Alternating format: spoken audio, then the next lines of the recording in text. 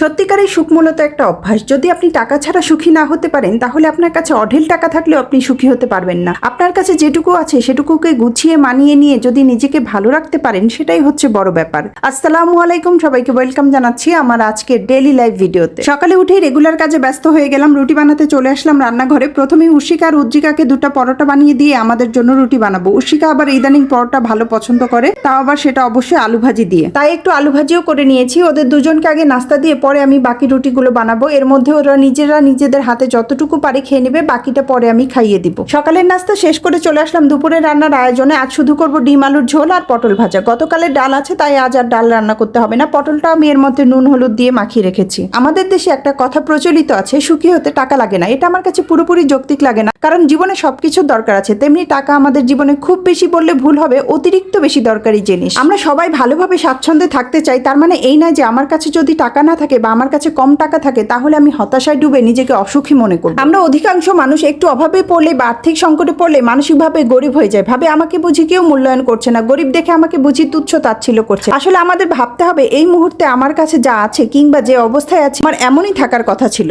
এই বিষয়টা মেনে নিয়ে যদি সন্তুষ্ট থাকা যায় তাহলে দেখা যাবে মন খারাপ ভাবটা আর আমাদের মধ্যে থাকবে না। আমাদের এখন যা বর্তমান আছে সেসব থেকে যদি সুখ খুঁজে নিতে পারি তাহলে কোনো কিছুই আমাদের আর অসুখী করতে পারবে না। তার মানে এই নয় জীবনে এগিয়ে যাওয়ার জন্য নতুন কোনো কিছুরই চেষ্টা করব না, অবশ্যই জীবনে উন্নতির জন্য চেষ্টা করে যেতেই হবে। যাই হোক, আপনাদের সাথে গল্প করতে করতে এর মধ্যে আমার ডিম রান্না প্রায় শেষ। এখন আমি পটলটা ভেজে নেব। আজ আর পটল ভাজা আলাদা করে কোনো মশলা দিব না, আসলে সময়ও তেমন নেই, কারণ অনেকটা দেরি হয়ে গেছে। আসলে আমি রান্নাঘরে ঢুকলেই দেখা যায় উর্জিকা প্রচুর বিরক্ত করে, দেখা যায় ঘুরে ফিরে সে রান্নাঘরে আসে, তাই দেখা যায় মাঝে মধ্যে চুলা বন্ধ করে আমার যেতে হয়। মাঝে মধ্যে ওকে খেলনা দিয়ে খেলতে দিয়ে বা ঘুম পাড়িয়ে আবার রান্না করতে আসে, এর জন্য সময়টা বেশি লেগে যায়। আসলে মাঝখানে ডিমটা রান্না করে তারপর ওদের গোসল করিয়ে খাইয়ে ঘুম পাড়িয়ে তারপর এসেছি আবার পটল ভাজ, তাই যত তাড়াতাড়ি রান্না হয় ততই ভালো। যাই হোক, এর মধ্যে বিকেলে ঘুম থেকে উঠে ওরা আবার নিজেদের কাজে ব্যস্ত হয়ে গেছে। আসলে যখন আমার রেস্টের সময় হয় তখন ওরা খেলার মুডে থাকে, তাই আমাকেও মুড চেঞ্জ করতে হয়। বাসায় কিছু বাসি পাউরুটি ছিল, খাওয়া হচ্ছিল না, তাই ভাবলাম ডিম চিনি দিয়ে বিকেলে নাস্তা বানিয়ে ফেলি। যদিও উশিকা এর মধ্যে একটুও খাবে না, উজ্জিকা একটু মুখে নিলে নিতে পারে। উশিকা সকাল থেকে কেক খাওয়ার বায়না ধরে আছে, ওকে চকলেট কেক বানিয়ে দিতে হবে। ওর ধারণা মাকে বললেই মা যখন তখন বানিয়ে দিতে পারে, একটু সময় লাগে না। আসলে উশিকার কোনো কিছু খেতে ইচ্ছে করলে সে ততক্ষণ পর্যন্ত এটা ভোলে না যতক্ষণ পর্যন্ত সে এটা না খায়। মূলত তার কেক খাওয়ার আইডিয়া এসেছে স্বপ্ন থেকে। রাতে নাকি সে স্বপ্নে দেখেছে আমি তাকে চকলেট কেক বানিয়ে খাওয়াচ্ছি। জানি না কতটা সত্য আর কতটা মিথ্যা, কারণ সে মাঝে মধ্যে এরকম স্বপ্ন দেখে যার মাসুল আমাদের দিতে হয়। যাই হোক, পাউরুটি ভাজতে ভাজতে সাথে একটু চা করে নিয়েছি। এর মধ্যে উশিকা আবার রাগ করে বসে আছে, সে নাকি আজকে আর কোনো কিছুই খাবে না, কারণ সারাদিনের আবদার আর নানা গল্প কাহিনীর পরেও এখন পর্যন্ত সে কেক পায়নি, তাই তার মাথা কিছুটা হলেও গরম। তাই কি আর করা, বাচ্চাদের আবদারের কাছে মা বাবা সবসময় পরাস্ত, তাই চা খেয়ে বের হতে হলে ওকে কেক খাওয়াতে। পুরো ভিডিওটি দেখার জন্য এবং এতক্ষণ সাথে থাকার জন্য সবাইকে ধন্যবাদ। কথা হবে নতুন কোনো ভিডিওতে, সে পর্যন্ত ভালো থাকবেন সবাই। আল্লাহ হাফেজ।